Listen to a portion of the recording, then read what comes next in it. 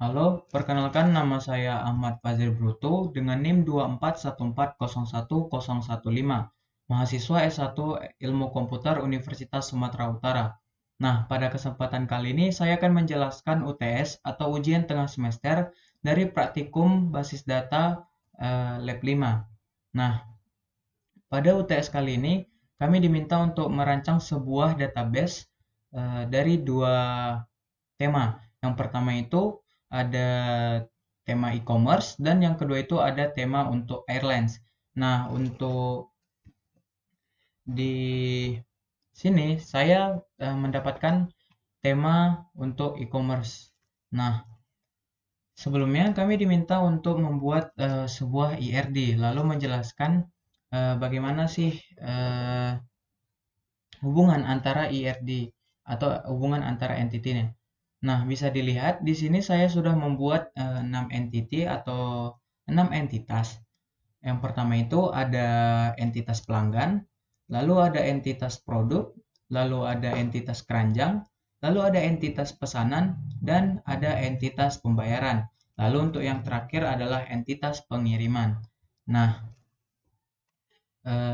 di sini saya akan menjelaskan terlebih dahulu bagaimana sih alur dari IRD saya ini. Nah, untuk pertama kali, pastinya dalam sebuah e-commerce, tentu kita harus menyimpan terlebih dahulu info-info dari penggunanya. Makanya di sini ada entitas pelanggan. Nah, untuk entitas pelanggan sendiri, isinya itu ada ID pelanggan sebagai primary key dengan tipenya serial, lalu ada nama pelanggan dengan tipe varchar, lalu ada email dengan tipe varchar, lalu ada phone dengan tipe varchar, lalu ada alamat dengan tipe varchar. Lalu selanjutnya, di sini saya juga ada membuat tabel produk, di mana tentunya dalam sebuah e-commerce yang paling penting harus ada produknya. Nah, di sini saya membuat tabel produk dengan isinya itu ada ID produk sebagai primary key, lalu dengan tipe serial, lalu ada nama produk dengan tipe varchar, lalu ada deskripsi produk dengan tipe varchar, lalu ada harga dengan tipe numerik, dan ada juga stok dengan tipe integer. Nah, setelah membuat tabel pelanggan dan juga tabel produk, saya juga membuat yang namanya tabel keranjang. Nah, alasan saya membuat tabel keranjang ini, dia berguna untuk menyimpan apa sih produk yang ingin disimpan oleh seorang pelanggan terlebih dahulu. Pemisalannya seperti ini.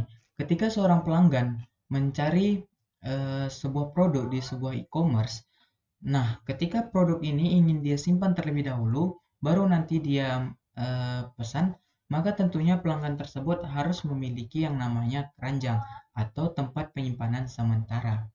Nah, untuk entitas keranjang atau tabel keranjang ini sendiri, yaitu ada ID keranjang sebagai primary key, lalu ada ID pelanggan. Nah, kenapa di tabel keranjang ini ada ID pelanggan? Karena eh, tabel pelanggan dan juga tabel keranjang memiliki relasi hubungan. Oleh karenanya, ID pelanggan pada tabel keranjang ini sebagai foreign key-nya. Lalu di sini juga ada ID produk, sama juga seperti tabel pelanggan. ID produk ini akan menjadi foreign key dari tabel keranjang.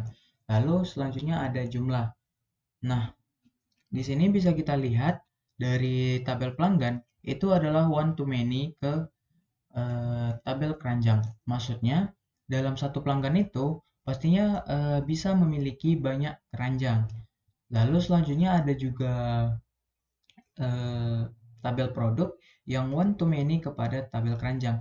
Hal ini maksudnya dalam satu produk itu bisa dimasukkan ke banyak keranjang. Nah, maksudnya ketika para pelanggan memiliki keranjangnya masing-masing, tentunya satu produk itu pasti bisa ditempatkan di keranjang banyak pelanggan tersebut. Seperti itu. Makanya hubungannya itu adalah one to many. Lalu selanjutnya, eh, ketika seorang pelanggan ingin melakukan pesanan tanpa memasukkan barang tersebut ke dalam keranjang, maka pelanggan atau tabel pelanggan ini akan langsung berhubungan ke tabel pesanan. Nah, untuk tabel pesanan sendiri, dia itu berisi ID pesanan sebagai primary key-nya dengan tipe yang sama yaitu serial. Lalu di sini juga ada ID pelanggan sebagai foreign key yaitu eh, ID yang menghubungkan antara tabel pelanggan dan juga tabel pesanan. Lalu selanjutnya ada tanggal pesanan tentunya kita bakal dikasih tahu kapan sih kita melakukan pemesanan. Lalu ada juga total harga yaitu total harga barang atau produk yang kita pesan. Lalu juga ada status pembayaran di mana status pembayaran ini akan berubah ketika kita sudah melewati yang namanya tahap pembayaran. Nah, sebelum itu untuk memenuhi status pembayaran ini, tentunya kita harus melakukan terlebih dahulu pembayaran. Nah, oleh karenanya tabel pesanan akan berhubungan dengan tabel pembayaran.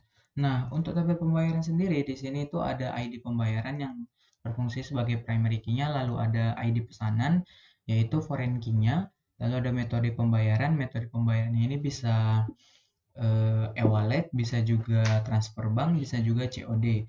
Lalu ada tanggal pembayaran, informasi kapan sih kita bayar barang kita, pesanan kita. Lalu ada juga total harga, yaitu total harga pesanan yang akan kita bayarkan. Nah, untuk pembayaran sendiri, ketika kita melakukan metode pembayaran seperti e-wallet atau transfer bank, otomatis status pembayaran pada tabel pesanan akan berubah menjadi lunas. Namun ketika kita memilih metode pembayaran COD, maka status pembayaran itu adalah belum lunas. Gitu. Nah, setelah kita melakukan pembayaran atau memilih metode pembayaran, kita, tabel pesanan ini akan berhubungan dengan tabel pengiriman. Nah, tabel pengiriman adalah tabel terakhir atau langkah terakhir dalam IRD saya ini, di mana pesanan itu akan berhubungan dengan tabel pengiriman. Tabel pengiriman berisi ID pengiriman sebagai primary key-nya, lalu ada ID pesanan sebagai foreign key-nya, lalu ada alamat tujuan, lalu ada kurir, mungkin bisa aja JNT, JNE, si cepat, ataupun lain sebagainya. Lalu ada tanggal pengiriman, tentunya harus ada dong info kapan pesanan kita dikirim.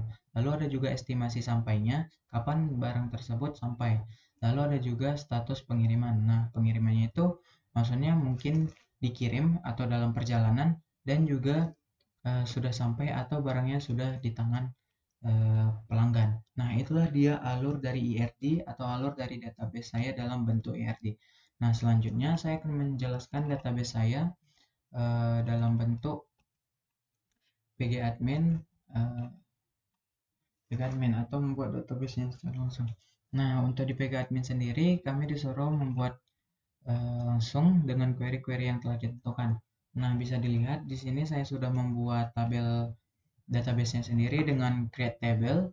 Di sini sudah bisa dilihat tabel-tabelnya. Nah, nah, lalu di sini ada query insert into. Di sini saya gunakan untuk memasukkan nilai-nilai atau isi dari setiap kolom pada tabel pelanggan. Nah, bisa dilihat di sini sudah saya pilih apa saja eh, nilai atau apa saja yang saya isi dalam sebuah kolom di tabel pelanggan. Nah, sama seperti yang lainnya, di tabel produk juga sudah ada, di tabel keranjang juga sudah ada, lalu di tabel pesanan juga sudah ada, lalu di tabel pembayaran juga sudah ada, dan di tabel pengiriman sudah ada. Nah, lalu selanjutnya ini ada juga query eh, yang mana ketika kita melakukan query kondisi yaitu AND or XOR. Nah, kita contohkan ini. Nah, maksud dari query ini, pilih semua dari tabel produk, masuk dari titik ini atau bintang ini adalah semua, dari from ini maksudnya dari produk yaitu tabel produk, di mana where harganya itu, harga produk itu di atas dari 5 juta dan ID produknya itu di bawah dari 120. Nah, ketika kita jalankan sampai sini saja, maka akan muncul hasilnya seperti ini. Nah, bisa dilihat bahwasanya hanya ada dua data dengan harga di atas dari 5 juta dan ID produknya di bawah 120. Namun jika kita jalankan semuanya OR stoknya itu di atas dari 10, maka akan muncul banyak sekali, ada sekitar 18 data yang harganya itu di atas dari 5 juta, ID produknya di bawah dari 120, namun ternyata eh, bukan itu jadi patokannya saja, ternyata OR atau stoknya di atas dari 10 juga masuk. Nah, bisa dilihat. Nah, selanjutnya itu ada juga untuk Bitwin. Nah, untuk Bitwin sendiri, eh, logikanya ini adalah pilih semua dari tabel produk di mana harganya itu antara 3 juta dan juga 6 juta. Nah, bisa dilihat ada 3 data dengan harga 3 juta sampai dengan 6 juta. Nah, selanjutnya ada juga query in, di mana ini untuk logikanya sendiri, pilihlah dari tabel pesanan di mana status pembayarannya itu adalah belum lunas. Nah, untuk isi dari belum lunas sendiri, isi dari tabel pesanan sendiri yang status pembayarannya belum lunas itu ada 3. Nah, bisa kita lihat di sini. Nah, selanjutnya itu ada fungsi is null dan juga dash dan limit dan order by. Nah, untuk logikanya ini sendiri, yaitu pilihlah dari from pelanggan, di mana email itu kosong atau is null, lalu kelompokkan ID pelanggan dari yang terbesar dengan limit 5. Nah, kalau kita jalankan, maka akan muncul seperti ini. Akan muncul ID pelanggan yang di dash atau dari nilai terbesar ke nilai terkecil, lalu nama pelanggannya, lalu emailnya yang 0, lalu ada nomor teleponnya dan juga alamatnya. Nah, kenapa di sini kita buat limit 5? Kenapa hanya muncul 4? Nah, untuk pada saat ini eh, isi atau baris yang memiliki email 0 itu hanya ada 4. Jadi limit ini adalah membatasi ketika nilai atau ketika banyaknya baris yang 0 itu lebih dari 5, maka yang tampil hanya ada 5 gitu. Jadi kita coba di sini kalau kita buat angka 2, limit 2, maka yang muncul hanya 2 saja dari nilai tertinggi gitu. Nah, kita balikkan. Oke. Nah, seperti itulah fungsi dari limit. Lalu selanjutnya di sini ada fungsi alias, di mana eh, maksudnya ini tuh kita disuruh memilih di mana bahwasanya tanggal pengiriman itu alias dikirim. Jadi kita singkat tanggal pengiriman itu kolomnya berubah menjadi dikirim, lalu estimasi sampai itu berubah menjadi diterima. Dan ini kita ambil dari tabel pengiriman. Nah, bisa dilihat di sini kolom dikirim itu menjadi kolom tanggal pengiriman itu jadi dikirim dan kolom estimasi sampai itu menjadi diterima gitu. Lalu selanjutnya di sini ada fungsi perhitungan. Kita coba jalankan langsung. Nah, di sini itu saya memilihnya dari tabel produk di mana sum kolom harga alias ini kita buat jadi total harga, lalu AFG atau average yaitu rata-rata dari harga kita buat aliasnya menjadi rata-rata harga. Max atau nilai tertinggi atau harga tertinggi, lalu min itu adalah harga terendah. Nah, bisa dilihat bahwasanya dari total harga itu atau sum yaitu adalah 86.250.000. Lalu untuk average-nya sendiri itu ada di 4.791.666. Lalu untuk harga tertingginya itu sendiri ada di 22 juta dan harga terendah itu ada di harga 2 juta. Lalu selanjutnya ini ada juga fungsi count. Untuk di fungsi count ini pilihlah dari tabel pesanan di mana status pembayarannya yaitu seperti yang kita ketahui, status pembayaran itu ada lunas dan juga belum lunas. Lalu jumlahkan ID pelanggannya. Jadi kita menjumlahkan ID pelanggan itu ke eh, ke status pembayaran gitu. Nah, disinilah fungsinya dari group by. Group by itu dia dikelompokkan sesuai dengan karakter atau ya karakter dari status pembayaran. Nah, di status pembayaran adanya lunas dan belum lunas, maka digrupkan menjadi dua, lalu di-countkan ID mana saja yang sudah lunas dan belum lunas gitu. Makanya hasilnya jadi seperti ini. Nah, selanjutnya di sini ada juga having count. Untuk having count sendiri itu kalau kita jalankan hasilnya bakal begini. Nah, ini maksudnya eh, pilihlah dari tabel pesanan dimana ketika ID pelanggannya itu eh, ID pelanggannya itu digrupkan. Jadi maksudnya ID pelanggannya yang digrupkan, berapa karakter dari ID pelanggan itu ya itu dibuat dulu. Nah, tapi di sini ternyata account, dimana account ini ID pesanannya gitu. Nah, ID pesanannya dikelompokkan lah, berapa banyak ID pesanan itu dikelompokkan juga. Nah, ternyata ada lagi having count.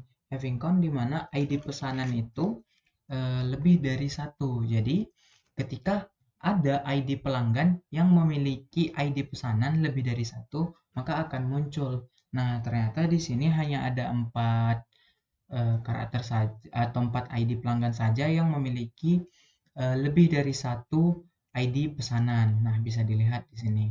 Lalu selanjutnya ada select untuk inner join. Nah, untuk inner join ini ketika kita jalankan, dia kan jadi seperti ini. Nah, sebenarnya untuk inner join sendiri ini dia menggabungkan dua tabel, yaitu tabel pesanan dan tabel pelanggan, di mana persyaratannya ID pelanggan pada tabel pesanan harus sama nilainya dengan ID pelanggan pada tabel pelanggan. Maka akan muncullah ID pesanan, lalu akan muncul juga nama pelanggan, dan muncul juga tanggal pesanan dan total harga. Itulah dia inner join. Nah, selanjutnya ada juga left join. Nah, untuk left join ini dilihat dari namanya, yaitu adalah menggabungkan antara ID pesanan di tabel pesanan dan juga ID pesanan di tabel pengiriman. Nah, yang ini ID pesanan dari tabel pesanan itu akan dikeluarkan dan akan muncul seperti ini. Nah, persyaratannya jika pada salah satu tabel itu ada nol, maka di sini juga akan muncul nol gitu. Lalu ada juga yang terakhir yaitu right join. Untuk right join sendiri kurang lebih sama dengan left join, menggabungan juga, dan hasilnya juga seperti ini. Nah, sekian penjelasan saya tentang UTS basis data lab 5. Kurang lebih saya mohon maaf dan saya ucapkan terima kasih dan sampai jumpa.